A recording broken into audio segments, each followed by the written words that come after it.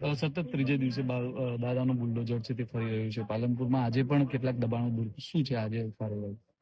કાર્યવાહી એવી છે કે માનનીય ગૃહમંત્રી સાહેબ, માનનીય ડીજીપી સાહેબ ગુજરાત, નાઓના જે 100 કલાકના અલ્ટિમેટમ અને જે ગુનેગારો, અસામાજિક તત્વો, જે બુટલેગરો છે, જેનાથી લોકો ડરે છે, જેનાથી લોકો પર ધાક જમાવે છે, એવા તમામ અસામાજિક તત્વો ઉપર જે કાર્યવાહી કરવાના ભાગરૂપે માનનીય શ્રી બનાસકાંઠા જિલ્લા એસપી અક્ષયરાજ મકવાણા સાહેબ નાઓના સતત માર્ગદર્શન હેઠળ જે પણ આવા તત્વો હોય, તોફાની તત્વો હોય, અસામાજિક તત્વો હોય કે બુટલેગર્સ હોય કે જેઓની ધાક સમાજ ઉપર હોય ને લોકો પર હોય, તેવા તમામ બુટલેગરો અને ગુનેગારો ઉપર કડકમાં કડક કાર્યવાહીની સૂચનાઓ આપેલી અને તે અનુસંધાને પાલનપુર પૂર્વ વિસ્તારમાં જે અસામાજિક તત્વોનું જે લિસ્ટ બનાવેલું છે તેના અનુસંધાને આ સદરી આરોપી એ ગંભીર પ્રકારના ગુનાઓમાં અવારનવાર પકડાયેલો છે, વોન્ટેડ છે, વોરંટોમાં નાસ્તો કરતો છે અને લોકોમાં એક ભયની લાગણી છે અને લોકોમાં ધાક જમાવે છે.